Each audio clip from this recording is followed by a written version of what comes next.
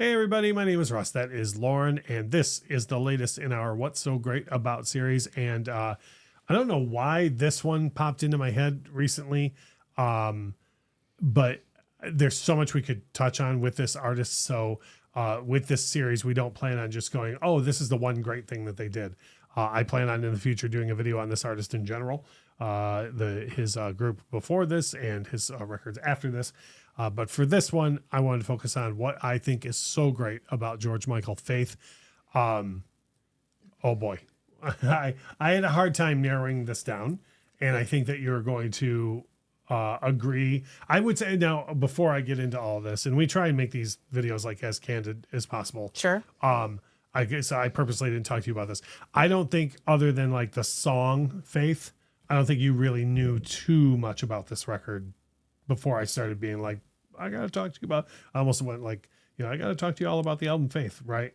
Yeah, no, I mean, I didn't know all that much about it. Yeah. So like, well, a lot of people even forget how many bangers there are on it. You know what I mean? So one thing that no one ever talks about with Faith, which is insane to me, is the production on this record is immaculate. Go after this video's over and listen to any track off of this record. The title cut, Monkey, Hand to Mouth, Father Figure, One More Try. Like One More Try sounds like it's from like 40 years before the rest of the record, but like it still doesn't sound dated. The synths on Father Figure. Oh yeah, that has every right to sound dated, and it doesn't. Nope. Like when you hear, you're not like, oh man, I wish that. Well, like famously, I'm a huge Michael Jackson fan. I can't stand how outdated the synths are on PYT. Like, and everybody else on Earth, by the way, can just enjoy that song. Like example, I love Lauren. that song. Right. When I hear it, as soon as the song starts, I'm like, those outdated synths are going to happen. It irritates me. With Father Figure, I'm certain that was done on equipment that aged very poorly, but the sound of it, it's just, and I don't think like, have you ever even thought about the production of the record before I started being like, holy crap, listen to how good this sounds. Another thing about it is the lyrics of Faith. Not when I say Faith, I'm talking across the whole record.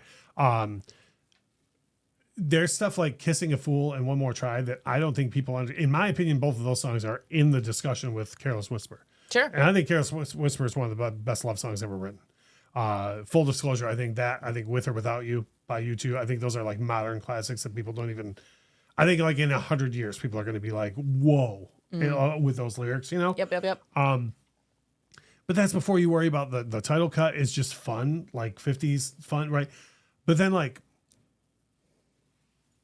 the lyrics of I Want Your Sex, like, is it just a song that goes, oh, well, we're going to release that as the single and we're going to cause controversy? Yep.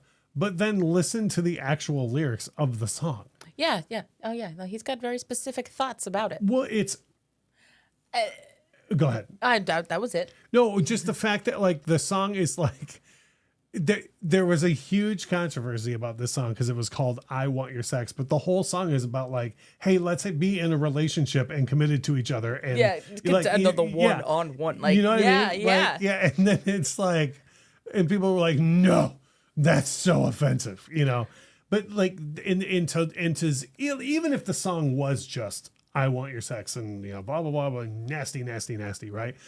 Then that still would sit in a great place lyrically when you contrast it with One More Try and Monkey. And you look at Monkey, George has never come out and said this, but like, it's got to be about Pete and Boy George and all the other guys who were just not having a good time with, having too good of a time with substance abuse, and like, there's a lot of deeper stuff on this record. And I don't know if maybe it's a US thing. Like if you're a George Michael fan, from across the pond, and because he's always had more respect worldwide. So I don't know if maybe it's because people in the US just were like, that's the wake me up before you go guy.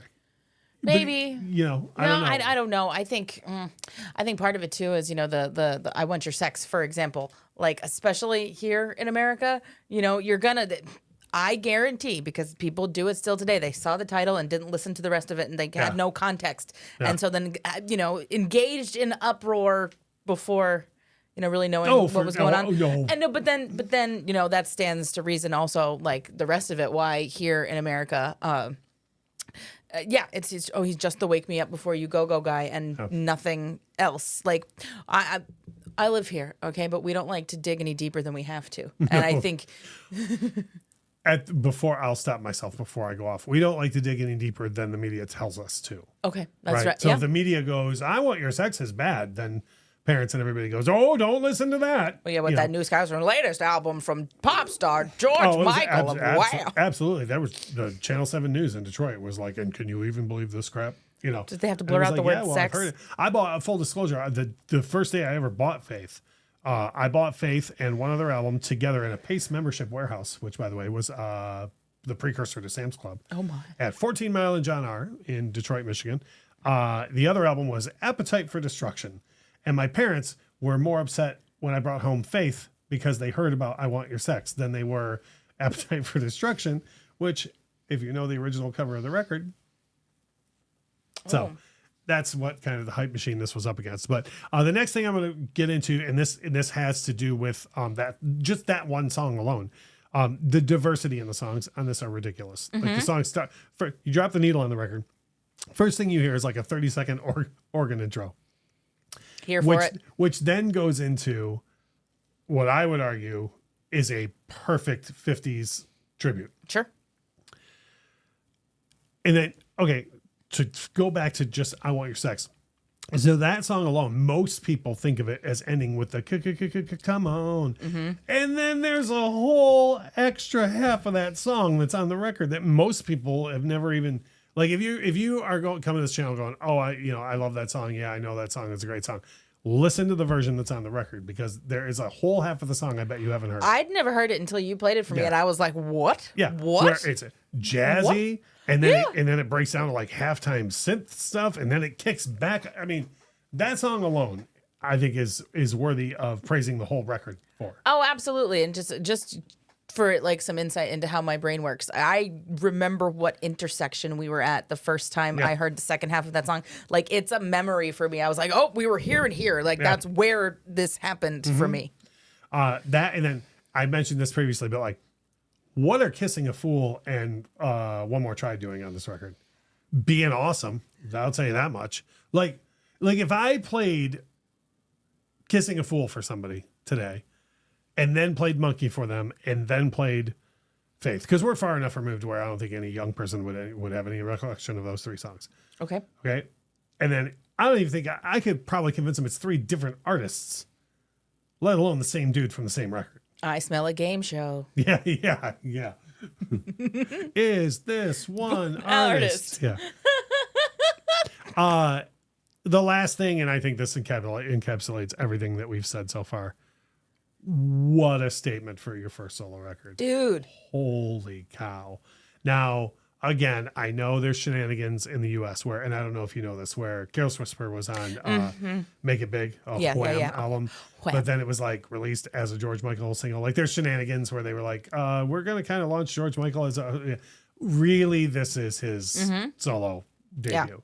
At least here in the U.S., no one thought of George Michael as a solo record. Or a solo artist until this record came out.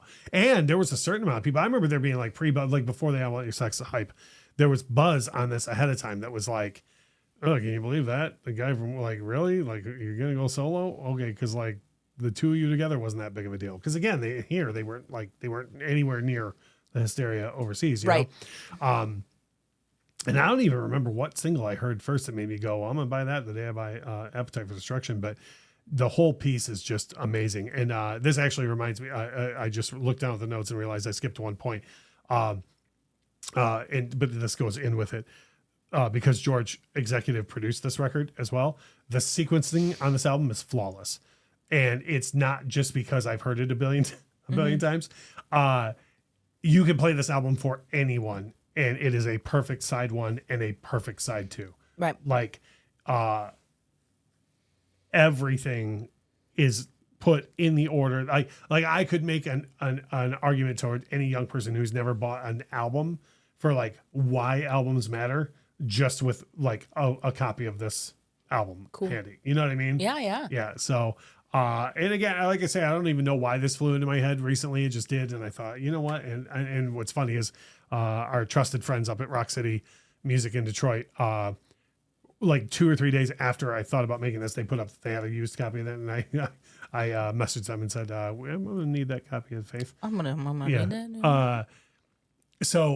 But I thought that was funny that this came up a couple days later. But anyways, what we like to do with this series, like I said, is just, here's what we think is so awesome on this.